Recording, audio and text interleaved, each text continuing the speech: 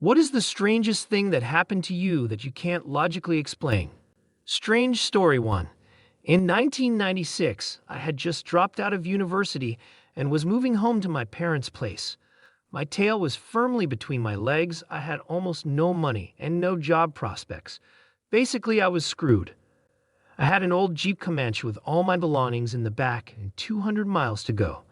I borrowed $20 from a friend for gas and started the trip. I got to a point that was 30 miles from home and was empty. I pulled into a gas station/rest stop and sort of cried for a minute in my truck. I needed $5 for gas to make it the rest of the way and had nothing. There was no way I could call my dad and ask for help. He was already so disappointed. After a minute, I started searching around my truck for change. Anything. I opened the glove box and there were these paper loyalty bucks for a gas station that I never used. It turns out it was the exact gas station that I was stopped at. $4.70 worth of bucks. I found another $2 in change, put $6 in the gas tank, and bought a Coke. I made it home. Fast forward 20 years, I had sorted my crap out, and am a lawyer. That gas station hired me as their outside counsel.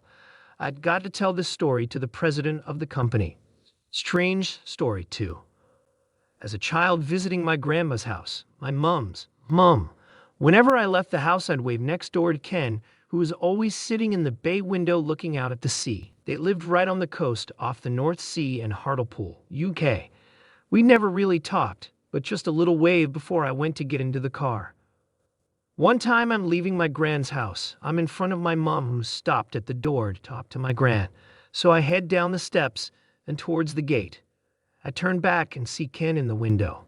Big smile as usual, waving at me. I give him a wave back. He stands up, gives me the thumbs up, and wanders towards the back of the room. My mom comes walking down the steps and asks, "Who are you waving at?" I reply, "Ken." To this day, I can remember my mom's face. She just went white, but didn't say anything to me. It was only a few weeks later when she plucked up the courage to tell me that Ken had died a few days prior to our visit to my grand's. I don't believe in ghosts, but I know I saw him. I can still picture his striped gray sweater with light stripes across it, and waving and getting up out of his chair. There was no one else in the house. He lived by himself. Strange Story 3. I had recently watched an early episode of Criminal Minds where an arsonist would lock people in their homes before lighting the house on fire. For whatever reason, it kinda got to me. A night or two later, I woke up out of a dead sleep and couldn't get that episode out of my mind, so I finally decided to just get up and check the front door. I swear I could not open the door. Unlocked it, but it was totally stuck. I woke up my husband because I was so freaked out. He also tried and couldn't get the door open, and he's a big guy. I ended up climbing out a window so I could push the door from the outside while he pulled from the inside. We finally got it open. I didn't watch Criminal Minds for a long time after that. I don't remember for sure, but I assumed the door was wood, although not great quality since it was a rental. It's totally possible that the door or door jamb had swelled. That was my husband's theory too. However, we didn't have problems with it before or after that, and we lived there 2 years. The thing that freaked me out most, though, was that I woke up for no apparent reason with that episode on my mind, and that just happens to be the night my door is stuck. Also, yes, I accidentally typed lightning. That's what I get for posting from my phone. Strange Story 4. I'm a firefighter, and we got a call for an overdose around 3 a.m. to a rough part of our district in the middle of winter. Unfortunately, the patient was long gone and her dealer or whatever found her like that when he dropped some stuff. As we were packing up our stuff, mind you, this is an absolutely trashed mobile home. I hear something down the hall that said lights. I asked my partner if he said anything as it was just him and I cleaning up. He said no. I walked to the far end of the trailer where I heard it and shine my flashlight. I get a reflection out of the window. They have a small tool shed and it had a flickering light. It piqued my interest, so my partner and I went out there. We heard crying and noticed the door is padlocked. We cut it, and this little 6-year-old girl was in there. She said her mom puts her in there when she gets mad at her. She said she got scared when she heard the sirens and didn't know what to do. To this day, I have no idea what happened or where the voice came from, but I'll take the win on it. A couple people were wondering about what happened after. My partner and I took her to the children's hospital closest to us, and we wrote our report and ate chips and a sandwich we took from the lounge while they called a social worker. She was a really sweet girl. The voice was not a little girl's voice. I 100% thought it was my partner since it sounded like a guy. Strange story 5. I was driving across the U.S. and drove into Salt Lake City. For whatever reason, I got a craving for IHOP. So I punched it into Google Maps and followed the directions to a spot in the middle of town. I walk in, and the place is empty. I don't mean like there were no customers. I mean there is literally not a person in the place. No wait staff, no customers, no cooks. Nobody. There was partially eaten food on all the tables. Bags and purses in the booths. TVs are everywhere. Burgers on the grill slowly burning. There wasn't a soul in the place, like they all just vanished at once. I was so freaked out, I hopped in my car and drove until I hit the Nevada border before stopping to eat. Still have no idea what the fuck happened. My God, I went to sleep and woke up with my first blow-up post. Thanks for the awards, kind strangers. UTF gave this wholesome. This happened on June 3, 2017 at approximately 4 p.m. Stayed around 5 to 10 minutes before booking it. I thought it might have been a robbery too, but figured what robber holds up an IHOP and leaves the purses untouched? Like I said, I can't explain it. Calling the cops might have been a good idea, but on top of the fact I'd never trusted cops, a few days before I was pulled over by a Nebraska state trooper for a busted taillight, who used it as pretense to throw me in the back of his cruiser while he searched my entire car for a reason to arrest me. Was feeling wary of the blue after that.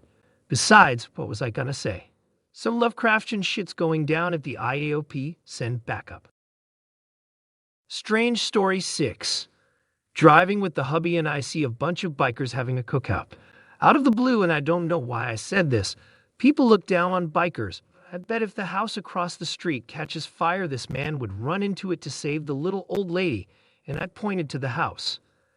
That was the first time I've ever driven down that street. We just moved to the neighborhood. My husband and I weren't even talking, just listening to music. That night at 2 a.m., that house that I pointed to burned down, and an elderly woman died. Let me explain some things. I am not psychic, just amazingly good at reading scenes in front of me. Mall kidnappings of kids were big when I was a toddler. My mom was terrified that I would be kidnapped, and before I could even remember this, she always made me describe my surroundings to her. My husband's stop-it comment was him telling me to stop freaking him out. I've weirded him out with my predictions in the past.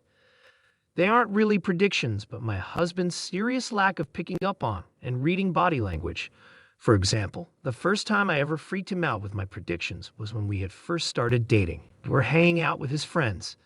This was the first time I was meeting them. I noticed the tension, inflection, and body language of a couple. Later that night, I was asking him what did I do to B. He was so pissed. My husband and his roommate look at each other and have no idea what I'm talking about. I explained that B was livid and felt guilty. My husband does the whole you don't know what you're talking about, but good thing you're pretty. His roommate also says that A and B have been together since 7th grade. This was an even bigger dumb moment, and they are going strong. Morning after B shows up, looks like shit, and tells us A is preggers, and it's not his. The look on hubby and roommate's faces were hilarious. They looked genuinely scared of me. I tried to explain that their body language and the way they were talking screamed fight, but they didn't believe me. I've been like this since I was little. My parents were uber religious, and my mom seriously thought I could be demon-possessed. She denies this now. My dad was just like me, so not bothered. It took my atheist grandpa cussing everyone out one Easter because, and to quote G-O-D-M-I-T, she ain't G-O-T demons. She just aware of all your DMBS movies to go was you're so dulum a child he can read you. Don't know will we how to harder to you hair. If Anne Wayland comes after her, I love him and miss him every day. In 1997, The Gift of Fear came out, and my mom read the book. She finally agreed that her dad was right and she had inadvertently trained me before I could form sentences to watch my surroundings for attack. Strange story 7. So when I was a kid, I slept with my bedroom door open because my cat likes to cuddle me. Our hallway was just a round hallway, and I could see the bathroom door and my parents' bedroom door. Though it was dark, it was in view. I also slept with my lights only dimmed. One night, I couldn't sleep for some reason. I for some reason called out for my mom, and I see her standing near my doorway, kind of turned away from me with her hand on her face and her hair draping. I know it's her because she slept in a big purple shirt that night, but she's completely still, static. Mind you, I'm wide freaking awake. I might have been watching TV before this. 3 a.m. Disney Channel, probably. When I call out to her, she doesn't move at all. Blink, she's gone. I start freaking out and calling out to her for real. And that's when I hear their door open and close, and my mom rushes to my aid. I think she either slept with me all night or I stayed up all night watching TV to pacify myself. I started sleeping with my door closed out of that, and I don't look too carefully in darkness. Strange story 8. Active duty U.S. Army here. Sometimes we have to pull 24-hour duties, just part of the life. For the most part, it's sitting at a desk and answering a phone. Well, I'm 17 minutes from getting off my shift. A few hours ago, I had to step outside to salt the stairs because it's snowing. I have the door propped open with a chair. My number 2 guys are away doing checks in another building. This chair is sturdy oak, pretty heavy, not going anywhere without some effort. Anyway, I'm clearing the snow and salting the ground. Turn around, and the chair is upside down. Note alone, Chpeg. Carry on cause the ghosts don't like being looked at. Get done and the chair is sideways now. Say, Ahmed Ghost, I don't want to bother you, but I have to go inside now. Walk inside and bring a chair with me. See empty trash can on top of desk that wasn't there earlier. Say, look, Mr. Ghost, I get out of here soon. Can you leave, please? Black shape runs down the hall, and I hear a whisper in my ear, yes. Proceed to freak out internally. Say thank you, and go back to watching Community on Netflix. Yup.